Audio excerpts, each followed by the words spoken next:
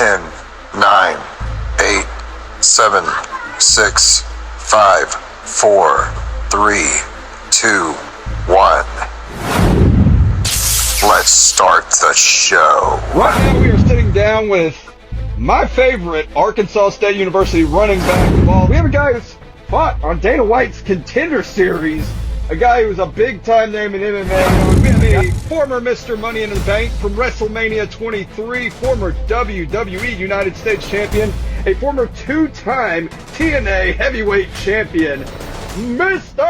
This guy directed Batman Heart of Ice on YouTube, an amazing fan film. Someone who was in the Ultimate Fighting Championship, the Ultimate Fighter at one point. That's helped run and promote Championship Wrestling of Arkansas for the little bit of time that it was around, as well as a professional wrestler from the early 90s. The guy is running Street Beast Dirty South, a professional MMA fighter, and looking to make a debut sometime in the near future in bare knuckle boxing. The one and only Jason Voorhees, Mr. James Stokes himself. How's it going, James? Good to see you again. You are now experiencing the Adam Talks Podcast Season 2. Welcome back to another great episode of the Adam Talks Podcast right here on whatever platform it is you're watching or listening to it on. Today we have an awesome guest that I did not, honestly, did not expect to be able to talk to as soon as I was able to talk to him. It just happened to happen the way it did, you know. But I will say this is another awesome, amazing guest to have on the show. But before we get into the guest, before we get into any of the spiel and the wheeling and dealing of who's coming on, what they've done and everything, can I ask you to do one thing? It's just super simple, something a 2-year-old, 3-year-old could do. Anybody can do it. It takes literally a couple seconds. If you're on YouTube, could you click that little red subscribe button? And if you're on one of the other streaming platforms, there should be a follow button on there. Could you hit that?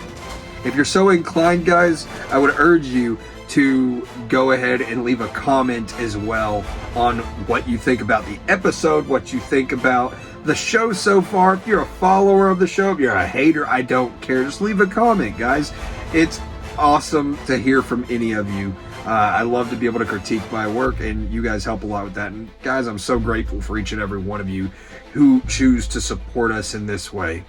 But today we are talking a nice short conversation. It's a 30-minute conversation with a guy who's wrestled for WWE, a guy who's wrestled for TNA Wrestling and the NWA. We are talking about the Pope, Elijah Burke. He went under the name D'Angelo Dinero in TNA, and I got to see him at a CWA show live, and the guy is just a stand-up dude then, just like he is now. It was 2019, and I didn't have $1 in my pocket. You know, I went to this show. My dad works at the convention center. He got me in, and I was able to watch this CWA show. And after the show was over, I had my ticket, and I went up to him and said, "Is there any way you could sign this?" And he asked me if I had the amount that he was asking for autograph, and I said, "No, I'm sorry, I don't." And he said, "Just give it here," and he signed it for me. Very grateful for that. The guy is a stand-up dude, and I learned so much in this short little conversation. Maybe I can get him back on longer later, but for right now, guys, as I said last week, if you weren't watching last week, this week, we do not have a video for this episode. It was an audio podcast, so all you're going to see throughout this conversation is the episode art. But guys, I hope you enjoy this conversation with the Pope, Elijah Burke. Welcome, everybody, to another great episode of the Adam Talks Podcast right here on whatever platform you are listening to us on. Spotify, Apple Podcasts, and iHeartRadio. Today we have an awesome guest on, guy that's been in NWA Wrestling, TNA Wrestling, and the WWE. We have the Pope, Elijah Burke. How's it going, man? What it do, Adam? It's a pleasure to be here with you right now, doing this podcast with you. I'm excited, and I look forward to all of the questions and crazy ones as well that may come forth as a result. Man, I've been seeing a lot of stuff that you're promoting for your charity going on. You want to talk a little bit about that first? Well, I appreciate that. Most folk kind of wait to the end to do it, but I'll jump right in on it, man. You know, We've been doing big things down here in Jacksonville, Florida, for the community, of course, for the homeless, for the sheltered, for impoverished families, for troubled youth. We kind of do it all. And our latest event, which you may be referencing, was the Shad Gaspard Memorial Cup Tournament. We were very fortunate to have the permission of his family, his estate, to allow us to honor him at the same time while continuing our fundraising efforts for our missions purpose. So we had a great turnout, great event.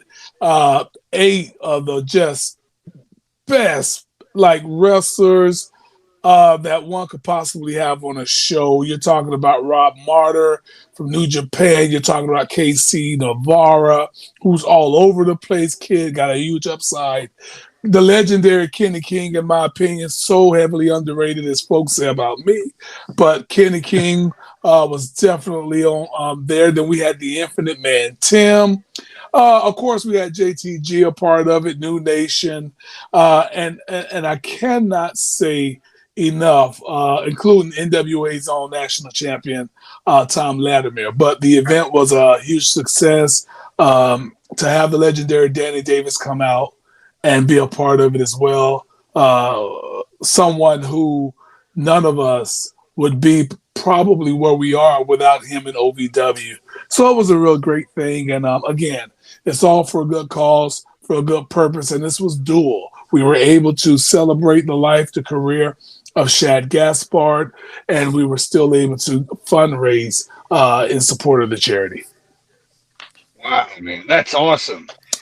So you had a really good turnout, a lot of awesome wrestlers in there, man. That sounds just fantastic, dude. It was a one night tournament, and the winner of that tournament had to go 3 rounds, so I had to wrestle 3 times. And again, we called it the Shad Gaspard Memorial Cup Tournament, but moving forward in the years to come, we will refer to it as the Beast Invitational Cup Tournament. So that way we're still honoring Shad Gaspard. Many of us knew him as Beast, but everybody that was a part of this setup had some sort of tie to the man Shad Gaspard. What we want to do is open it up so that anybody can come compete in the future, and it won't necessarily be because you knew him or you worked with him, traveled with him, was mentored by him. It could be just for the fact that you want to represent him and what that event and that cup and that Beast Award stands for. So if anybody listening is interested in learning more about the Love Alive charity, the Shad Gaspard Memorial Cup, you can go visit love-alive.org. That is our charity's website. You can also go watch the event, which is on Trilla TV, aka Fight TV, at this moment in time. So you can watch the replay, you can watch all of it, but more importantly, guys, if you get a moment, read our mission statement, go down to the bottom, look at the videos, see how hundreds, I'm talking about 400 plus people lined up around the block so we can feed them, clothe them, and assist them. And when we feed them, Adam, we feed them directly out of Burger King. This year, we fed them directly out of McDonald's. And when I tell you, it means the world to people who are eating out of trash cans or eating something that's been thrown onto the street. It means the world to them. And we're just trying to be the change that we wish to see in the world. So guys, if you have a buck or two that you can spare, like you're doing your lottery cards or your cigarettes or your beer or whatever, you throw your money. If you got a moment, hit that donate tab on the website. Donate a couple of dollars. I promise you, it makes a huge difference in the lives of others. And you can also do it via Cash App, the Love Alive charity. Man, I know. I feel like it was worth it for me whenever I was to donate that money, because dude, that guy was an awesome performer in ring. From just watching him, obviously, I didn't know him or anything. Oh, yeah. Just watching him, dude was a huge guy. He was just awesome. He was massive, but he could move around like real good. He was able to do all kinds of things, man. And seeing him and JTG in Crime Time, they cracked me up all the time when I was watching them. Yeah, I think that's that's the memory that a lot of people will have who knew him only from that perspective. And it's good, by the way, because Crime Time will be his professional wrestling legacy. But for those of us who knew him outside of the world of wrestling, and now to even a greater ordeal to worldwide now, people know him not just as the former wrestler, but they know him as a hero dad. And I think ultimately his final act is what will define his legacy and the history of Shad Gaspard going forward. Yes, sir. Yes, sir. I agree completely, man. A lot of good information there. Switching subjects a little bit, man. Like I said at the beginning, you've worked three of the biggest promotions in the world. WWE, TNA, and NWA. Man, what is the differences in all those? Obviously, size is one of them. But what are the other differences that people may not know about?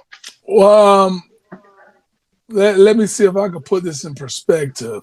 Obviously, the big difference is if you're talking about the promotion itself, would be one is a well-oiled machine.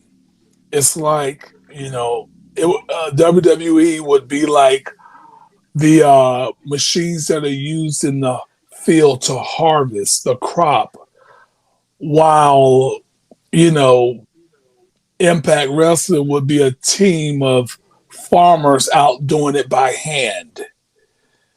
While the NWA would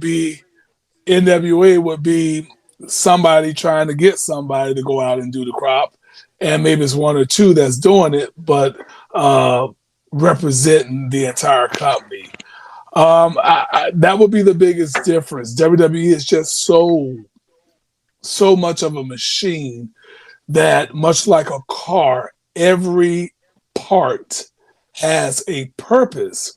In my experiences with TNA and Impact Wrestling and NWA, you have one or two people that are trying to move an entire vehicle by themselves, and oftentimes that could, Jeremy Borash, for an example, wore so many hats.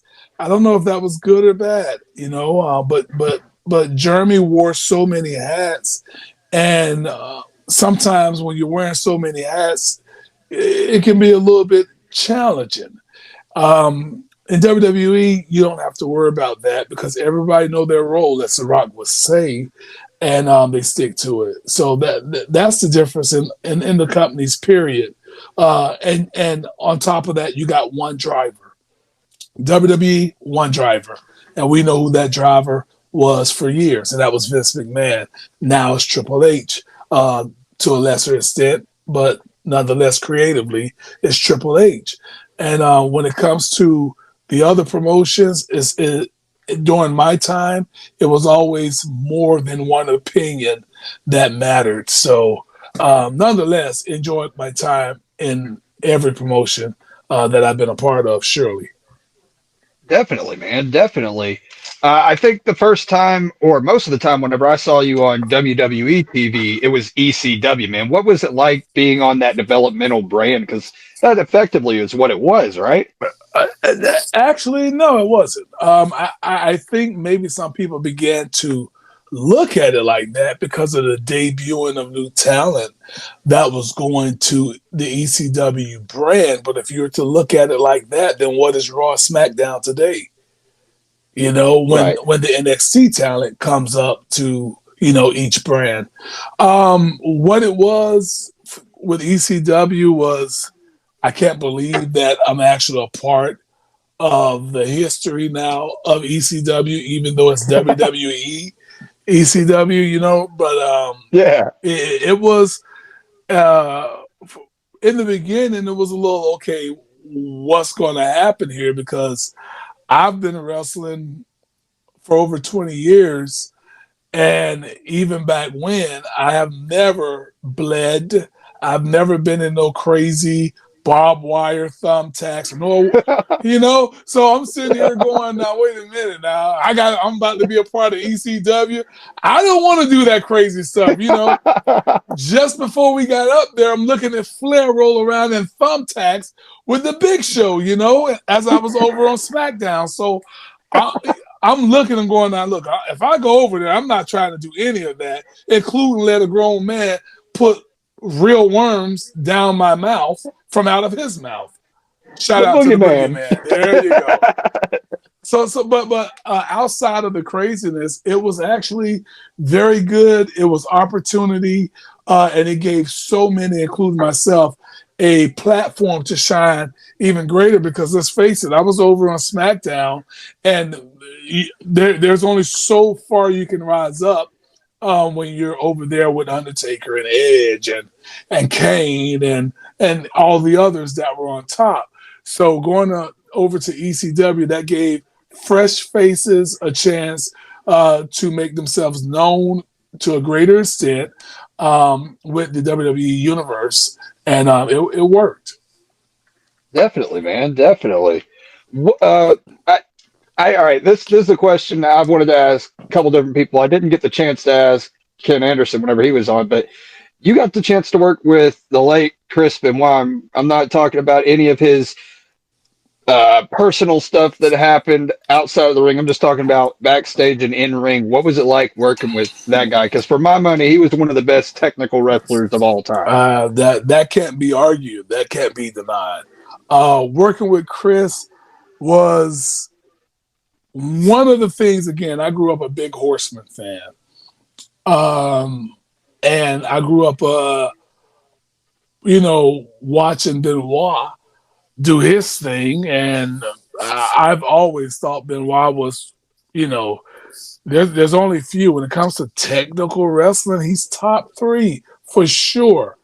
No argument there. And so me having a chance to work with Chris Benoit, it was a little overwhelming because Chris chose me.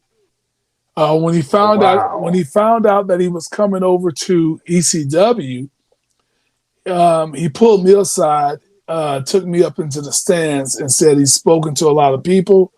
He wanted to let me know that he was coming over to ECW, and his first mission, his first question was, if I go over to ECW, who can benefit from having me there the most?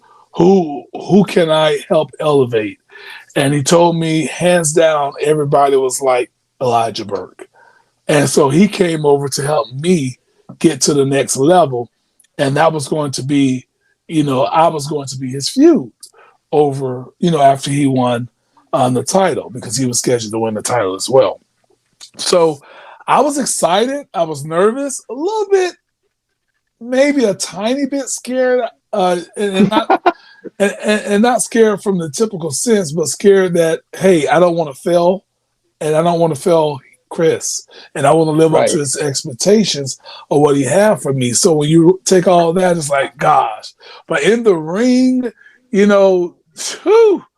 dude was physical, and everything he did, albeit safe, it hurt like hell. You felt it. And I think, no doubt. And I think that that translates through the television, which is why it's always important to really, if you want people at home to really feel what you're feeling, and more importantly, buy into what you're doing, you got to put it there. You got to lay it in. And Chris did that every single time, every single night, and he wanted me to do the same thing. Definitely, man. Definitely. I'm sure everybody was shocked about what happened in his personal life, but there's no denying, like I said, there's no denying about him being one of the best technical wrestlers ever. It's like him, Bret Hart, and then I don't know who would come after them, but they're like top 2, man. Yeah, William Regal. You got to throw William Regal in there. My gosh. I don't know how I didn't even think of that. Bryan Danielson from the modern era would be a good one to put in there. And then you got to throw, Dean Malenko in there. Definitely. So that kind of rounds out your top 5 right there. Yes, sir. Yes, sir. You wrestled at WrestleMania 23, man. It was New Breed versus the original. What was that like being at Ford Field? Huge platform for Elijah Burke. What was that like for you? Well, WrestleMania 23, WrestleMania 24, I'm certainly blessed to participate and be a part of both of those huge events, but specifically during the New Breed versus the ECW Originals.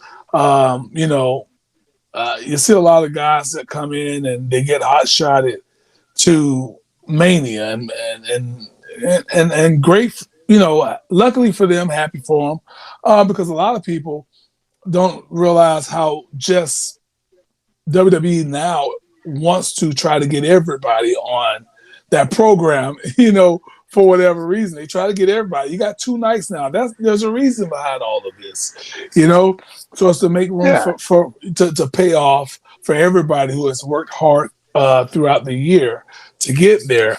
But I had no idea that was the plan until it got closer that we were going to do that.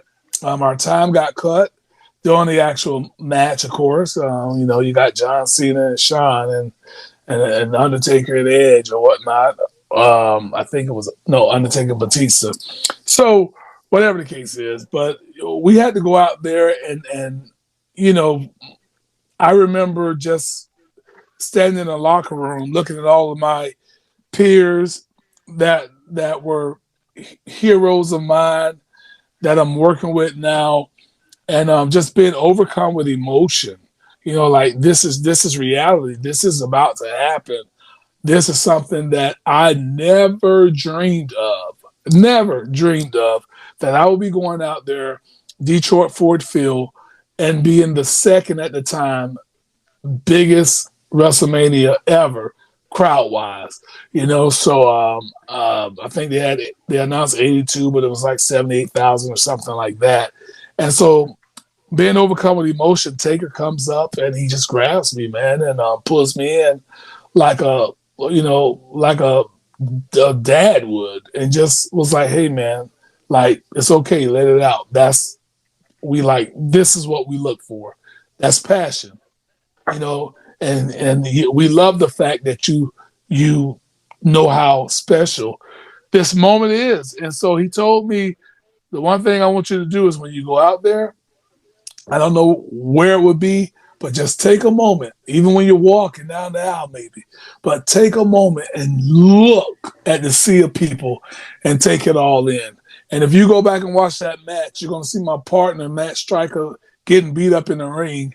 And I'm not even facing the ring. I'm on the apron looking behind me at the sea of people, taking it all in, Daddy. Just taking it all in. Right on, man. Right on. I couldn't imagine being in front of that many people. I've had 6 professional wrestling matches in my career since 2022. And the biggest crowds I think I've had is like 50 people. So that would be huge, Well, don't ever undercut or undersell yourself because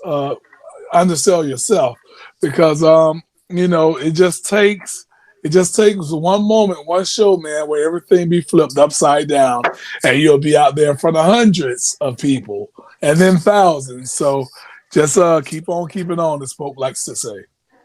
Yes, sir. Yes, sir. You were in TNA after you were released or left WWE. Either way, you went to TNA and you wrestled for a while, but then you were commentary, man. How did the transition happen there, and why did it happen?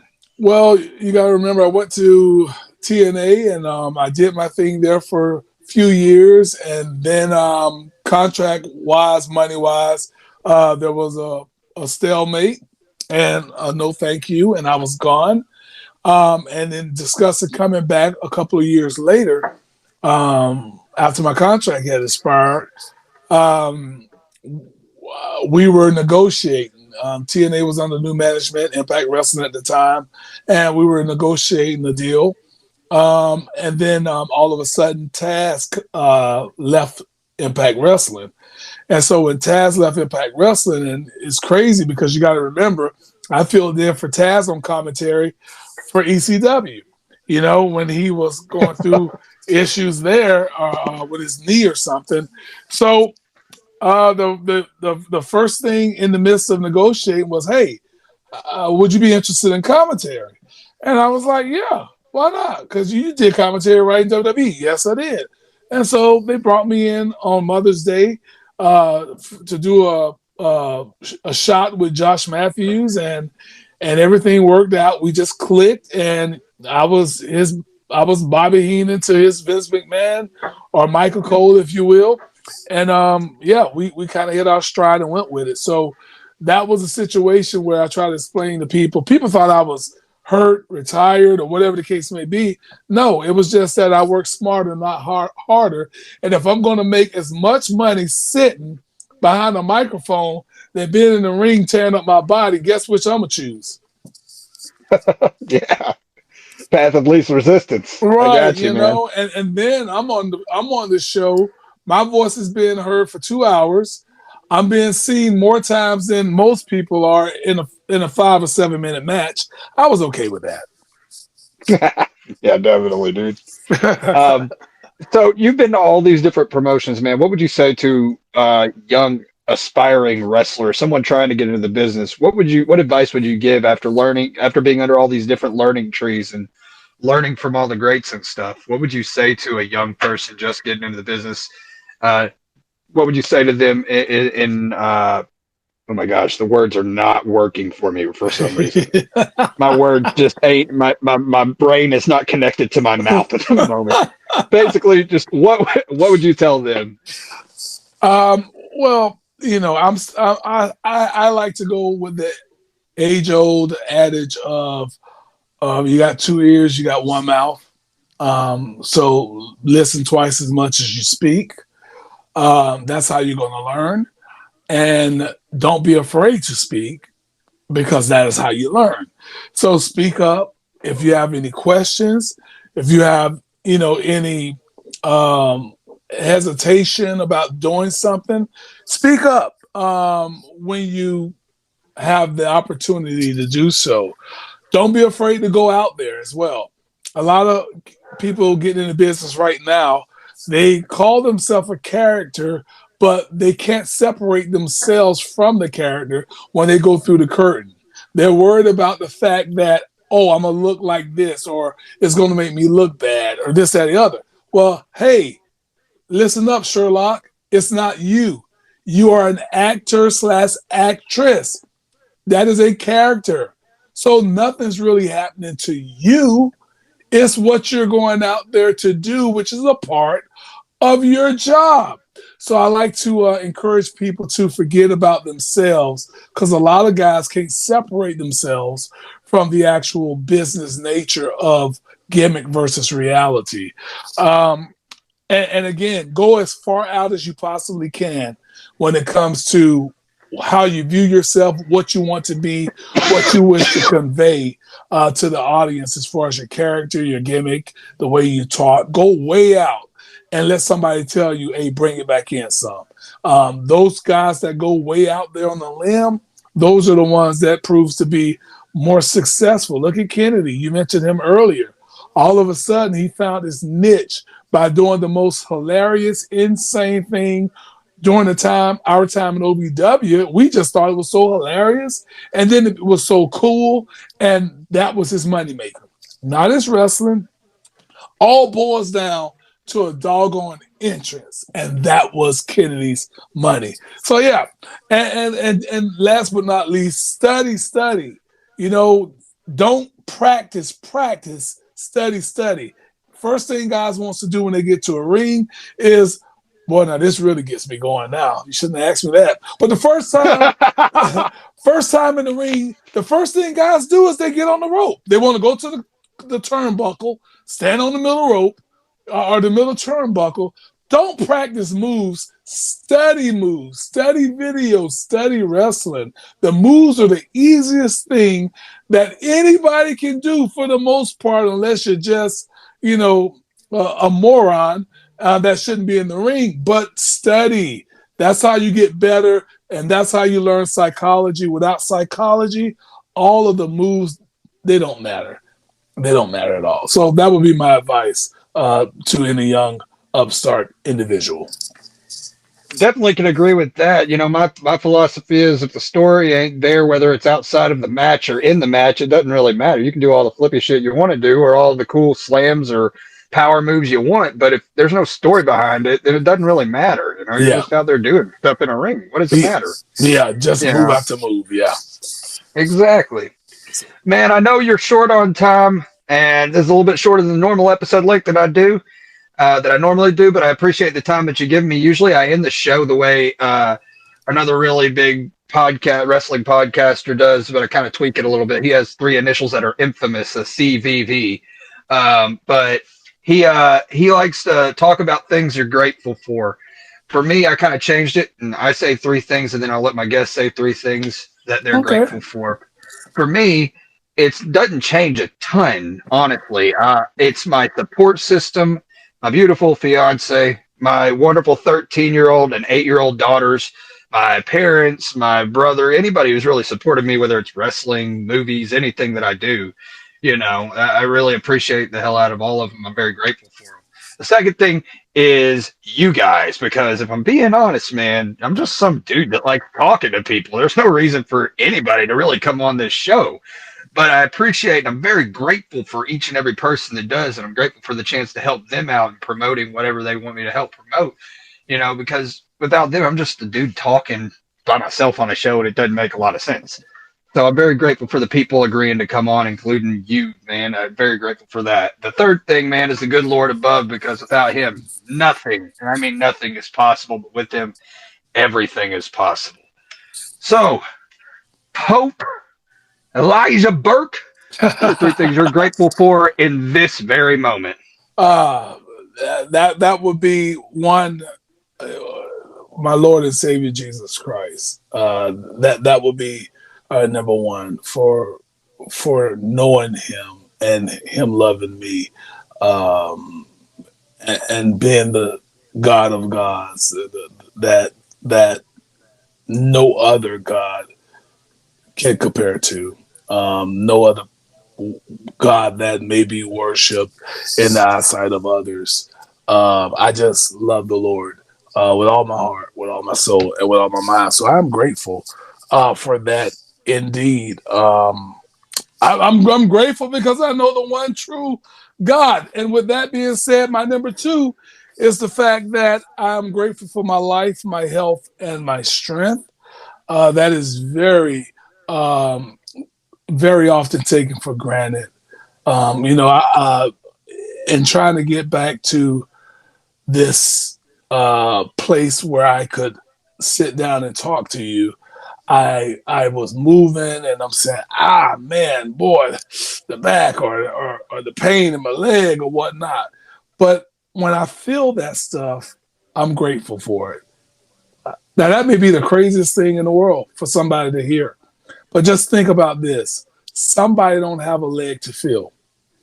Somebody